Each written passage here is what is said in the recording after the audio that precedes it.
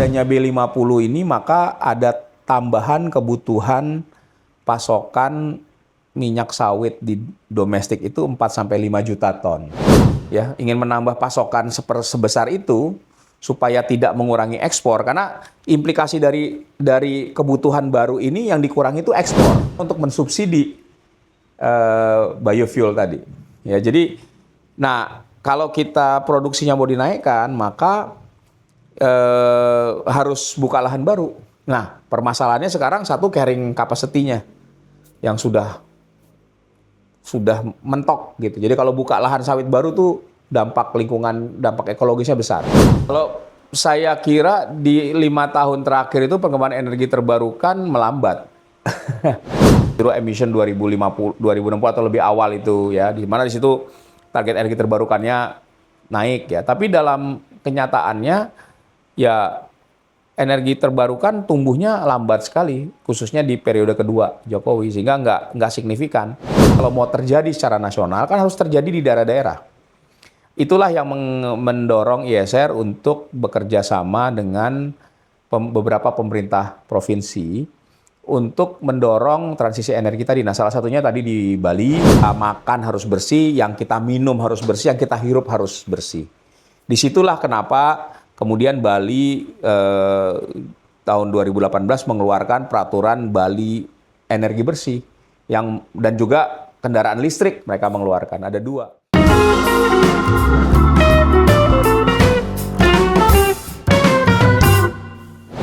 Belum lagi deforestasi ya. Dan kita trauma dengan apa yang terjadi di 3 provinsi. Betul.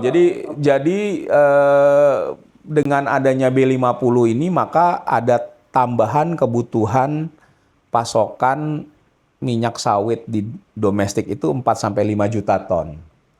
Nah, dengan kondisi lahan sekarang, ya karena produktivitasnya nggak naik ya, memang konsekuensinya kalau kita ingin menambah pasokan sebesar itu supaya tidak mengurangi ekspor, karena implikasi dari kebutuhan baru ini yang dikurangi itu ekspor.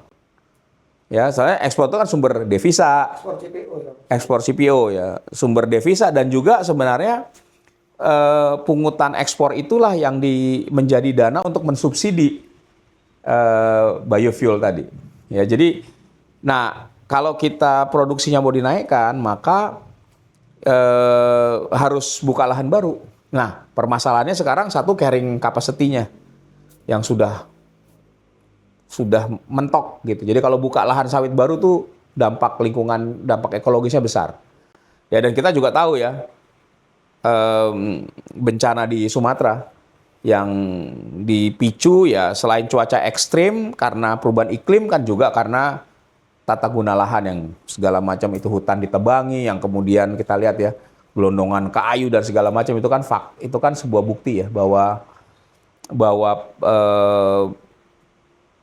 pengelolaan hutan dan lahan kita tuh sangat bermasalah, dan tadi program biofuel itu bisa menciptakan tekanan baru kalau tidak dikelola dengan baik gitu. Mas, terakhir tentang PLTS ya, ada dua hal. Satu, kita punya cerita baik tentang PLTS di Cilata ya, yang PLTS Terapung yang terbesar di Asia Tenggara klaimnya ya. Klaimnya, walaupun sekarang kayaknya udah enggak deh. Oh, di Asia Tenggara mungkin masih ya? Masih ya.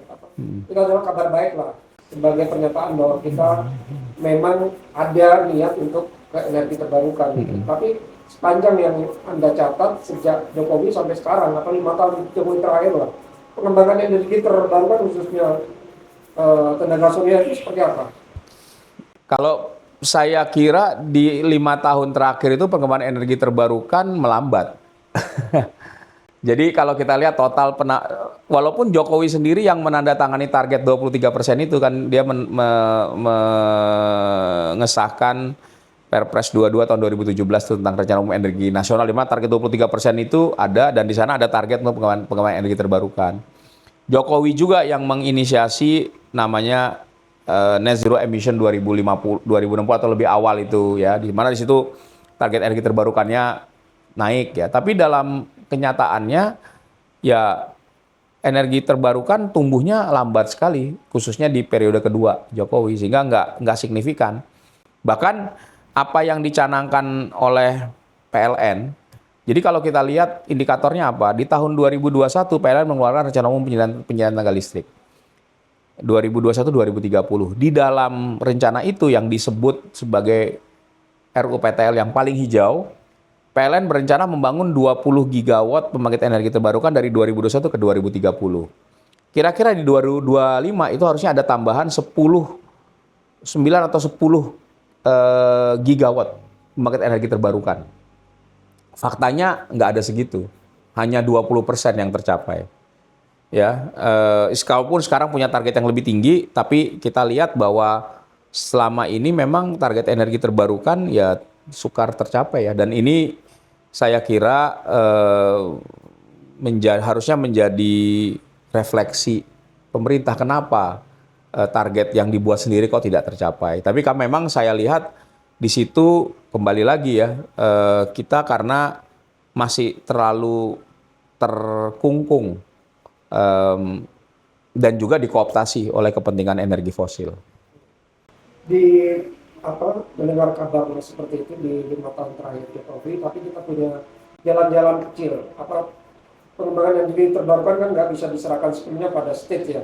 Dan lembaga seperti ISR, saya baca punya inisiatif dan kolaborasi bahkan dengan Pemprov Bali ya Mas ya. Ada 4 PLTS kalau nggak salah ya. Boleh diceritakan sedikit itu sebagai inspirasi kepada penonton gitu, bahwa energi terbarukan itu bukan hanya pekerjaan state dalam hal ini pemerintah pusat, tapi harus menjadi inisiatif civil society atau korporasi bahkan. Bagaimana Anda berkolaborasi dengan Pemprov Bali itu? Ya, jadi memang ISR melihat transisi energi ini sebagai sebuah kesempatan, tapi juga pencapaiannya merupakan tanggung jawab bersama. Ya, jadi memang tidak hanya pemerintah tapi seluruhnya juga. Dan kami sangat percaya ya, ada perbedaan yang fundamental kalau kita mengembangkan energi fosil yang tersentralisasi, investasinya besar, hanya bisa dilakukan oleh yang punya duit gitu kira-kira ya. Energi terbarukan itu karena sifatnya modular, skala kecil bisa dikembangkan, skala kecil itu sudah bisa ekonomis, sumber dayanya tersedia secara tersebar gitu sehingga bisa dimanfaatkan dalam konteks apapun gitu ya. Oleh karena itu ini yang harus didorong. Jadi kalau kami sangat percaya bahwa pengembangan energi Indonesia itu harus berlandaskan apa yang kita sebut dengan demokratisasi energi. Memberikan kesempatan kepada masyarakat, kepada komunitas, kepada konsumen untuk bisa menyediakan energi sesuai dengan kemampuan dan ketersediaan sumber daya yang ada. Nah, yang ada di seluruh Indonesia itu dari Sabang sampai Merauke, dari Miangas sampai Pulau Rote itu ya adalah energi surya kan sebenarnya. Nah, jadi kami melihat itu. Nah, yang kedua bahwa transisi energi ini kalau mau terjadi secara nasional kan harus terjadi di daerah-daerah. Itulah yang mendorong ISR untuk bekerja sama dengan beberapa pemerintah provinsi untuk mendorong transisi energi tadi. Nah, salah satunya tadi di Bali kita sudah menginisiasi sejak tahun 2018 karena kebetulan pemerintah Provinsi Bali juga punya pergub ya untuk pengembangan energi bersih. Di situ artinya ada kepentingan yang sama, dan sejak itu kita bersama-sama dengan Pemprov Bali sempat tertahan pada saat Covid, tapi di 2023 ISR dan Pemprov Bali itu meluncurkan inisiatif bernama Bali Net Zero 2045 yang kita ingin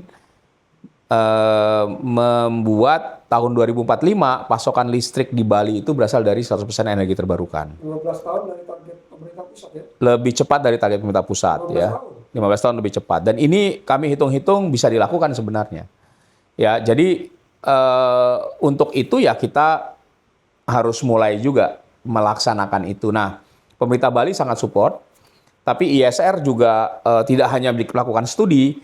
Nah, kita punya kesempatan untuk membantu beberapa desa di Bali untuk bisa memanfaatkan energi terbarukan. Jadi kami tadi disampaikan kita pasang PLTS ada di 4 desa, 2 di Bali, 2 di Nusa Penida. Dan ini penggunaannya macam-macam. Jadi ada misalnya PLTS yang dipakai untuk menjalankan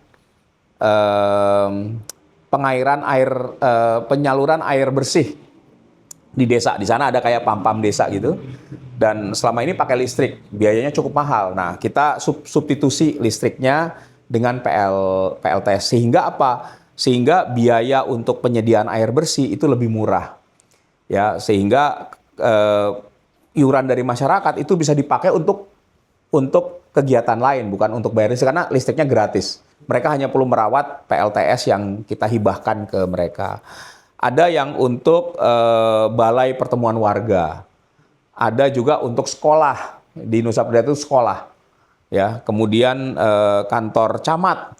Ya, karena itu aktivitas yang memang banyak butuh listrik di siang hari. Dan kita lihat kalau di Nusa Penida pasca Covid itu kebutuhan listriknya meningkat. Dan ini bisa membantu ya. Kami harapkan bisa membantu dan kita harapkan ini menjadi contoh bagaimana energi terbarukan itu bisa dikembangkan dengan mudah, cepat, dan juga mendorong partisipasi warga tadi. Begitu kira-kira. Ya, terakhir sekali. Apa yang harus dicontoh dari Bali? Kan inisiatif itu ada ISR, tapi kemudian bertemu dengan juga visi dari pemerintah lokal Bali gitu.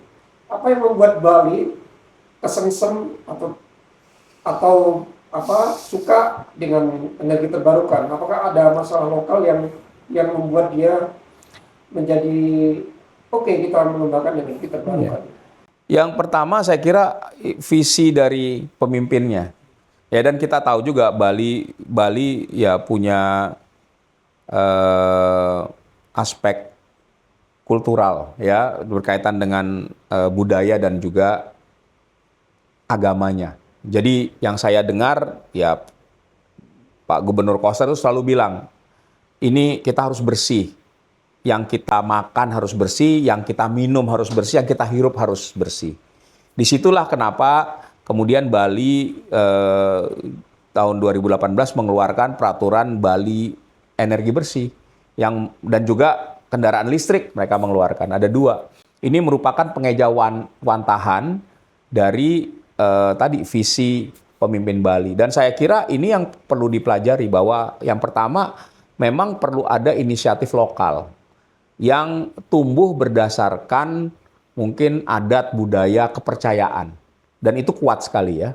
Yang kedua, tidak cukup hanya visi. Kan ini harus diterjemahkan dalam kebijakan, regulasi, perencanaan, dan komitmen untuk melaksanakan itu. Saya kira penting. Lalu yang ketiga, memobilisasi peran masyarakat penting. Karena tentunya membuat listrik Bali 100% energi terbarukan itu nggak bisa dilakukan oleh pemerintah daerah saja atau oleh organisasi seperti ISR. Kita harus melibatkan stakeholder yang lain. Siapa? Yang penting itu ada PLN. Di mana PLN bisa mengintegrasikan ini dalam rencananya. Bagaimana dengan pelaku pariwisata Bali bisa mendukung. Bagaimana dengan masyarakat Bali bisa mendukung. Nah, itu yang kita lakukan. Jadi di Bali kita juga belajar bagaimana memobilisasi, membuat visi ini bukan hanya jadi visi ISR dan pemerintah Bali, tapi juga menjadi visi pemerintah daerah, PLN di Bali, pelaku usaha dan masyarakat di Bali, gitu kira-kira. Mas Febi, terima kasih telah memberi waktu kepada kami. Ini adalah obrolan yang inspiratif, yang mempertegas bahwa pengembangan energi terbarukan itu bukan hanya wilayah negara atau state, dan itu bukan hanya menjadi tugas dari pemerintah, tetapi masyarakat sipil, bahkan korporasi harus mengambil inisiatif dan prakarsa agar energi terbarukan dan pengembangannya itu tidak lelet seperti saat ini.